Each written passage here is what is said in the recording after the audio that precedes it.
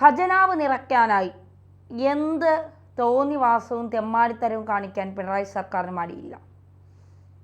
സഹാക്കന്മാർ കാണിക്കുന്ന ജനങ്ങളെ പിഴിഞ്ഞെടുക്കുന്ന പണം കൊണ്ടാണ് ഖജനാവ് നിറച്ച് അതിൽ നിന്ന് കൈയിട്ട് വാരി ഓരോരുത്തരും സുഖലോലുപരായി ജീവിക്കുന്നത്. അതായത് പോലീസിനെ കൊണ്ടും എക്സൈസിനെ കൊണ്ടും ഒക്കെ MVD കൊണ്ടുമൊക്കെ ജനങ്ങൾക്ക് വെളിയിലിറങ്ങിയാൽ അപ്പോൾ വെറുതെ എങ്കിലും എന്തെങ്കിലും കാര്യത്തിന് പിഴയിടും. സ്കൂട്ടർ ഓടിച്ചവന് കാറിന് സീറ്റ് ബെൽറ്റ് ഇട്ടില്ല എന്ന് പറഞ്ഞ് പിഴയിടും. കാർ ഓടിച്ചവന് സ്കൂട്ടറിൽ ഹെൽമെറ്റ് വെച്ചില്ല എന്ന് പറഞ്ഞ് പിഴയിടും. അങ്ങനെ തോന്നുന്നത് പോലെയാണ് പിഴയിടക്കം. ഖജനാവ് നിറയ്ക്കാനായി ഇവർ എന്തും കാണിക്കും. അതിന് ഇങ്ങനെ പോലീസുകാരെ ഇങ്ങനെ ടാർഗറ്റ് കൊടുത്ത് വിട്ടേക്കുകയാണ്. സാധാരണക്കാരനെ പിഴിയണം. വമ്പന്മാർ സീറ്റ് ബെൽറ്റ് ഇട്ടില്ലെങ്കിലോ ഈ കൂളിംഗ് ഗ്ലാസ് ഒടിച്ചതിൻ്റെ ശതമാനം കൂടിയാലോ കുറഞ്ഞാലോ അതൊന്നും ഒരു പ്രശ്നമല്ല. ഇത്ര വേഗതയിലെ റോഡുകളിൽ സഞ്ചരിക്കാവൂ എന്നുള്ളതിന് വേഗത കൂടിയാൽ പ്രശ്നമില്ല. സാധാരണക്കാരനാണെങ്കിൽ അവൻ്റെ കീശ പിഴിഞ്ഞ് അരിച്ച് പറക്കിയെടുക്കുന്ന നിലപാട്. സത്യത്തിൽ വാഹനം കൊണ്ട് റോഡിലിറങ്ങാൻ സാധാരണക്കാർക്ക് ഭയമാണ്. സൂപ്പർ സ്റ്റാർ മന്ത്രി കൂടി വന്നതിന് ശേഷം കുറച്ച് ഭയം അധികമാണ് ജനങ്ങൾക്കെന്ന് പറയാം. ഈ കഴിഞ്ഞ ദിവസം ട്രാഫിക് ജാം നിയന്ത്രിച്ചതിൻ്റെ ഒരു ഓട്ടോക്കാരൻ നിയന്ത്രിച്ചതിൻ്റെ ഫോട്ടോ എടുത്ത് സോഷ്യൽ മീഡിയയിൽ പോസ്റ്റ് ചെയ്ത യുവാവിനെ പോലീസ് അറസ്റ്റ് ചെയ്തു. ഔദ്യോഗിക നിർവഹണം തടസ്സപ്പെടുത്തിയെന്ന് പറഞ്ഞാണ് ആ യുവാവിനെ പിടിച്ച് അറസ്റ്റ് ചെയ്തത്. ഇതൊക്കെയാണ് നമ്മുടെ സമൂഹത്തിൽ നടക്കുന്നത്. പലപ്പോഴും പോലീസിനെ ചോദ്യം ചെയ്യാൻ ഭയമാണ്. ചോദ്യം ചെയ്താൽ കള്ളക്കേസ് കുടുക്കി നിന്നെ ഞങ്ങൾ പിന്നെ എടുത്തോളാം, പിന്നെ കണ്ടോളാം, നിനക്ക് വച്ചിട്ടുണ്ട്, നീ നോക്കിയിരുന്നോ എന്നൊക്കെ പറഞ്ഞ് ഭീഷണിപ്പെടുത്തി കള്ളക്കേസിൽ കുടുക്കി അകത്തിടുമോ, അതോടെ ജീവിതം നശിക്കുമോ, കേസിലകപ്പെട്ടാൽ ജോലി കിട്ടില്ല, സമൂഹത്തിൽ മാന്യമായി ജീവിക്കാൻ കഴിയില്ല, കുടുംബത്തിൽ സമാധാനത്തോടെ ഇരിക്കാൻ കഴിയില്ല, അങ്ങനെ പല പ്രശ്നങ്ങളും ഉള്ളതുകൊണ്ട് പാവങ്ങൾ വിചാരിക്കും കൊണ്ടുപോട്ടെ, അവന്മാർ കൊണ്ടുപോയി എന്താണെന്ന് വെച്ചാൽ പണ്ടാരം അടങ്ങട്ടെ, നമുക്ക് മിണ്ടാതെ ഇരിക്കാം എന്ന് വിചാരിക്കും. പക്ഷേ ഓയൂരിലെ ഒരു ചെറുപ്പക്കാരൻ അങ്ങനെയല്ല.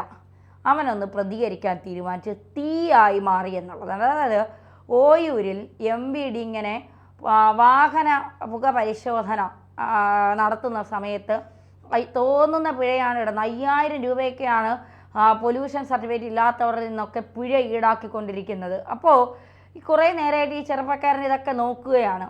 ഈ ചെറുപ്പക്കാരൻ കൊല്ലം ഓയൂരിലെ ഒരു കടയിലെ ജീവനക്കാരനാണ്. അദ്ദേഹത്തിൻ്റെ പേരോ വിവരങ്ങളോ ഒന്നും പുറത്തു വന്നിട്ടില്ല. വരാതിരിക്കട്ടെ, കാരണം ആ ചെറുപ്പക്കാരന് ജീവിക്കണം.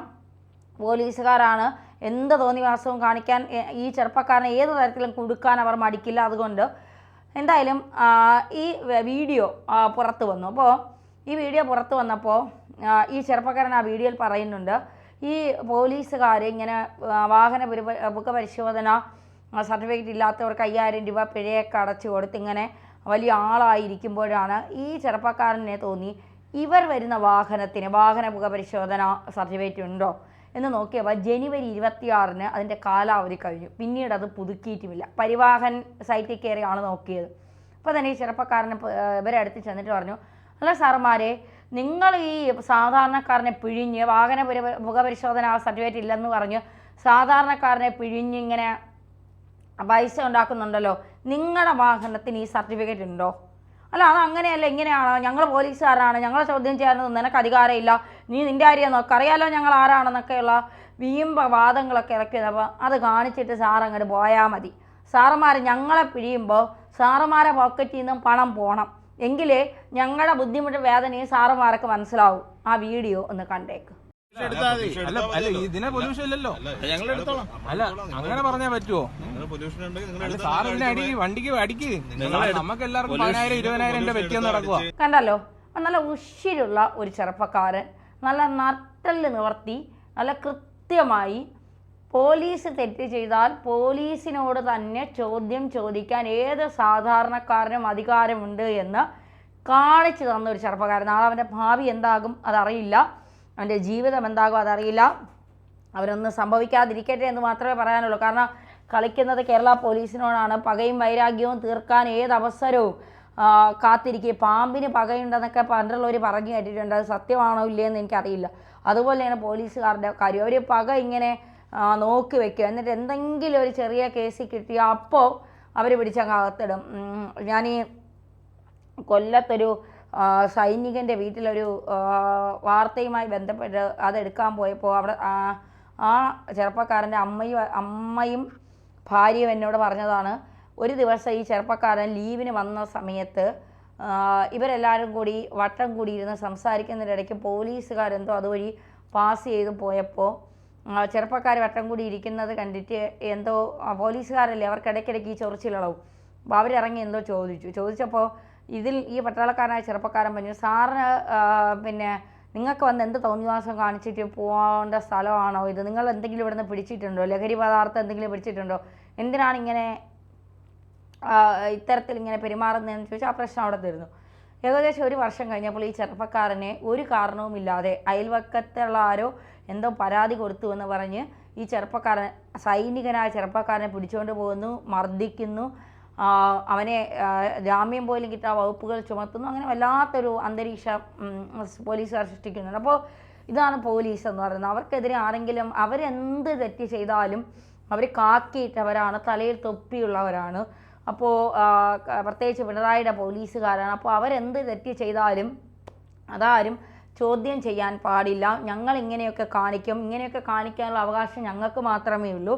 ഞങ്ങളെ ആരെങ്കിലും ചോദ്യം ചെയ്താൽ അവരുടെയൊക്കെ ജീവിതം കട്ടപ്പുകയാകും എന്ന് പറയുന്നവരാണ് ഈ പറയുന്ന പോലീസുകാർ. അപ്പോൾ തീർച്ചയായിട്ടും ഈ ചെറുപ്പക്കാരൻ കൃത്യമായി കാര്യങ്ങൾ MVD അലക്കിപ്പിഴിഞ്ഞു എന്ന് തന്നെ പറയാൻ കഴിയും. കാരണം MVD എവിടെയെങ്കിലും നിന്നാൽ ഈ സാധാരണക്കാരന് ചിലപ്പോൾ 2 ഹെൽമെറ്റ് ഒന്നും വാങ്ങാൻ കഴിയില്ല. അല്ലെങ്കിൽ ഈ ദൂരെയൊക്കെ ജോലിക്ക് വരുന്ന ആളുകൾ അപ്പോൾ നമ്മളാരും ഹെൽമെറ്റ് വാങ്ങിക്കൊണ്ടല്ല വരുന്നത്. അപ്പോൾ നമ്മളൊക്കെ സുഹൃത്തുക്കളോട് പറയും, ഒന്ന് വൈറ്റിലവരെ കൊണ്ടാക്കി തരാൻ പറ്റുമോ? കാരണം ബസ് കിട്ടാൻ എളുപ്പം അവിടെയാണ്. അപ്പോൾ നാട്ടിലൊക്കെ പോകുന്ന സമയത്ത് ഹെൽമെറ്റ് ഇല്ലാത്തതിൻ്റെ കാരണം കൊണ്ട് പലപ്പോഴും ഈ ബാഗൊക്കെ തൂക്കി ബസ് പോകും. കാരണം നമ്മൾ കാരണം ഇനി അവർക്ക് കൂടി പിഴയിട്ട് ഒരു ബുദ്ധിമുട്ടുണ്ടാക്കണ്ട, പറഞ്ഞാലൊട്ട് മനസ്സിലാകുകയില്ല. വഴി നീളെ ഇങ്ങനെ നിന്നിട്ട് മാസം അവസാനമാകുമ്പോൾ ഈ ഖജനാവ് കാലിയാക്കി കാണിച്ചു കൊടുക്കണം. മാസം അവസാനമാകുമ്പോൾ ഖജനാവ് നിറച്ച് കാണിച്ചു കൊടുക്കണം പിണറായിക്ക്. അപ്പോൾ അല്ലെങ്കിൽ പിണറായി എല്ലാത്തിനെയും കൂടെ ചവിട്ടിക്കൂട്ടും. ആ ചവിട്ടിക്കൂട്ടലേ സഹിക്കാൻ വയ്യാതെയാണ് ഇവരൊക്കെ നമ്മളെ നെഞ്ചത്തേക്ക് കയറുന്നത്. അപ്പോൾ ഈ ഖജനാവ് കാലിയായി കിടക്കുന്ന ഖജനാവ് നിറയ്ക്കാൻ വേണ്ടി മാസം അവസാനമാകുമ്പോൾ സാധാരണക്കാരൻ്റെ അവനെ പിഴിഞ്ഞ് അലക്കിയെടുക്കാനായിട്ട് ഇറങ്ങും. ഓരോ സൈഡിൽ നിന്നുകൊണ്ട് ക്യാമറ ഉപയോഗിക്കും. U-turn പോലീസുകാരൊക്കെ പലപ്പോഴും U-turn പോകാൻ പറ്റാത്ത സ്ഥലത്തു കൂടിയൊക്കെ ഇത് U-turn തിരിയാൻ പാടില്ല എന്ന് എഴുതി വെച്ചിരിക്കുന്ന സ്ഥലത്തു കൂടിയൊക്കെ U-turn തിരിഞ്ഞു പോകുന്നുണ്ട്. പക്ഷെ അത് നമ്മളാരും ചോദ്യം ചെയ്താൽ ഞങ്ങൾക്ക് പോകാനുള്ള അവകാശമുണ്ട്, ഞങ്ങളാണ് ഇവിടെ നിങ്ങളെ കാവൽക്കാർ, അതുകൊണ്ട് ഞങ്ങൾക്ക് എന്തും കാണിക്കാനുള്ള അവകാശമുണ്ട്. തിരിച്ചത് സാധാരണക്കാരൻ ചെയ്താൽ അവനെ പെറ്റിയടി, അവന് പിഴയടപ്പ്, അവന് ലോകത്തില്ലാത്ത എല്ലാ കുറ്റങ്ങളും, വേണമെങ്കിൽ ലൈസൻസ് വരെ റദ്ദാക്കുന്ന തരത്തിലേക്ക് കാര്യങ്ങൾ പോകാം. മദ്യപിച്ച് വാഹനം ഓടിച്ചാൽ അത് കുറ്റമാണ്. പക്ഷേ എത്ര പോലീസ് ഉന്നതന്മാർ ക്ലബ്ബുകളിൽ നിന്ന് വീക്കെൻഡിലും അവധി ദിവസങ്ങളിലും ഒക്കെ ഈ മദ്യപിച്ച വാഹനം എത്ര പോലീസുകാർ നമ്മൾ അറസ്റ്റ് ചെയ്യുന്നതോ അല്ലെങ്കിൽ അവർക്ക് പിഴയടക്കുന്നതോ നമ്മൾ കണ്ടിട്ടുണ്ട്. അവരുടെ മുന്നിൽ അവർ പോകുമ്പോൾ ഈ പോലീസുകാർ ഈ ജനങ്ങളെ പിഴിയാൻ നിൽക്കുന്ന, അവരെ പിടികൂടാൻ നിൽക്കുന്ന, അവർക്ക് പിഴയടയ്ക്കാൻ നിൽക്കുന്ന പോലീസുകാർ സല്യൂട്ട് അടിച്ച് നിൽക്കും. ഇവന്മാർ ഈ ഉന്നത ഉദ്യോഗസ്ഥർ എന്ന് പറയുന്നവർ വെള്ളം ഒഴിച്ച് കാറിലേക്ക് കറങ്ങുമ്പോൾ സാധാരണ ലോട്ടറിയും ഈ മദ്യമാണ് സർക്കാരിന് ഏറ്റവും വരുമാനമുള്ളത്. ഇപ്പം അതല്ല, ഇപ്പം അതൊക്കെ മാറി MVDയുടെ പിഴയാണ് സർക്കാരിന് ഏറ്റവും വരുമാനമുള്ള അവസ്ഥ എന്നതിലേക്ക് മാറി. എന്തായാലും ആ ചെറുപ്പക്കാരനോട് പറയാനുള്ളത്, ആ ചെറുപ്പക്കാരന് ഒരു കേസിലും പ്രതിയാക്കാൻ പോലീസിന് കഴിയാതിരിക്കട്ടെ എന്ന് മാത്രമേ പ്രാർത്ഥിക്കുന്നുള്ളൂ. കാരണം പോലീസിൻ്റെ ഇത്തരം വിഷയങ്ങൾ വൈറലാകുമ്പോൾ അവർക്ക് തന്നെ നാണക്കേടാണ്. അങ്ങനെ എങ്ങനെയെങ്കിലും കള്ളക്കേസിൽ കുടുക്കി അവൻ്റെ ജീവിതം നശിപ്പിക്കാൻ പോലീസുകാർ ശ്രമിക്കും. അത്തരത്തിലുള്ള തോന്നലൊന്നും അവർക്ക് ഉണ്ടാകാതിരിക്കട്ടെ.